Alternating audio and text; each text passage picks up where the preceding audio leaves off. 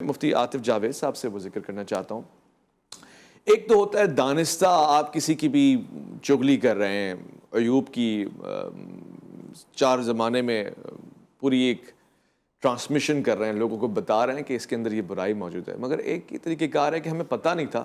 غیر دانستہ ہم نے کر دیا اور پھر اب وہ بات پھیل گئی ہے۔ بہت سے لوگ اپنے آپ کو گلٹی فیل کرتے ہیں کہ یہ کام مجھ سے ہو گیا، میں اس کا بانی ہو گیا، مجھ سے ہی لیک ہو گئی، مگر اب میں کیا کروں؟ سارے زمانے میں کوئی کفارہ ہے اس جرم کا، اس غلطی کا؟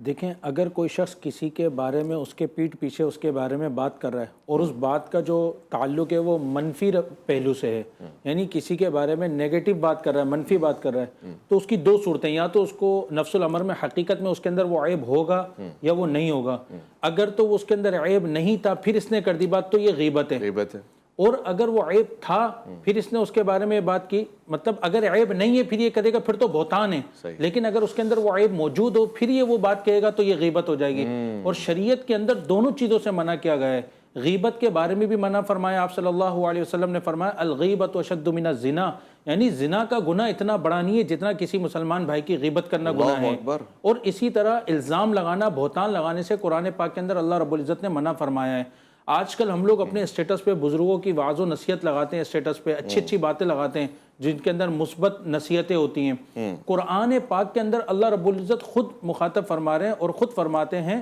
کہ یا ایھا الذین آمنوا اجتنبوا کثیرا من الظن ان بعض الظن اثم، یعنی بدگمانی نہ کریں۔ دوسری جگہ اللہ رب العزت فرماتے ہیں لا یسخر قوم من قوم عسى ان یکون خیرا منہم، کسی شخص کو یہ اجازت نہیں ہے وہ کسی کا مذاق اڑائے، کسی کے بارے میں عیب جوئی کرے۔ اس کے بعد آپ نے جیسے فرمایا خواتین کے اندر زیادہ رجحان ہے اس چیز کا، تو اللہ رب العزت نے قرآن پاک میں آلریڈی فرما دیا تھا لا یسخر قوم من قوم، قوم کے اندر خواتین مرد سب آ گئے تھے، اس کے باوجود الگ سے ذکر کیا ولا نساء من نساء، اور کسی عورت کو بھی یہ اجازت نہیں ہے کہ وہ کسی دوسری عورت کے بارے میں عیب جوئی کرے، اس کا مذاق اڑائے، اس کو حقارت سے دیکھے یا اس کی برائیاں دوسری خواتین میں شیئر کرے۔ اس کے بعد اللہ رب العزت نے فرمایا ولا تلمزوا انفسکم، نہ کسی کے اوپر الزام تراشی کریں، ولا تنابزوا بالالقاب، اور نہ ہی کسی کو برے القابات سے پکاریں۔ یعنی نص قطعی قرآن پاک کے اندر اللہ رب العزت نے واضح فرما دیا کہ کسی کو یہ اجازت نہیں ہے وہ کسی بھی مسلمان بھائی کے لیے یا مسلمان بہن کے لیے یا کسی کے بھی لیے عیب جوئی کرے، اس کی پردہ دری کرے۔ دیکھیں، ایک اصول سمجھ لیں، کسی مسلمان کے لیے، کوئی بھی مسلمان ہو، اس کے لیے دوسرے مسلمان کی عزت، اس کی آبرو،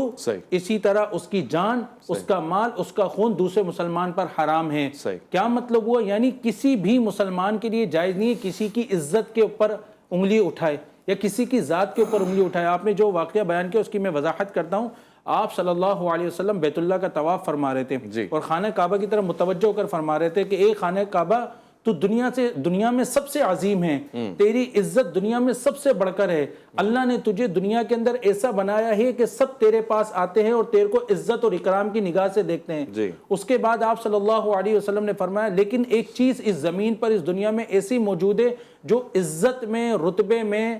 تجھ سے بھی بڑھ کر ہے۔ حضرت عمر فاروق رضی اللہ تعالیٰ عنہ اس ٹائم مطاف میں موجود تھے، تو روایت میں آتا ہے کہ وہ قریب ہو گئے اور کان اپنے قریب کر لیے کہ وہ کون سی چیز ہے جو خانہ کعبہ سے بھی بڑھ کر ہے؟ تو آپ صلی اللہ علیہ وسلم نے فرمایا ایک انسان، ایک مسلمان کی عزت، آبرو، مال، جان خانہ کعبہ تجھ سے بھی زیادہ بڑھ کر ہے۔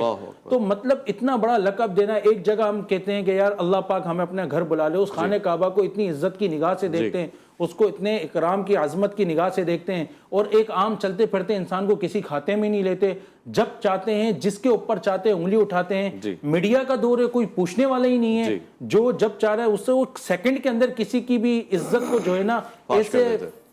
پاش کر دے رہا ہے کہ اس کو کوئی پرواہ نہیں ہے۔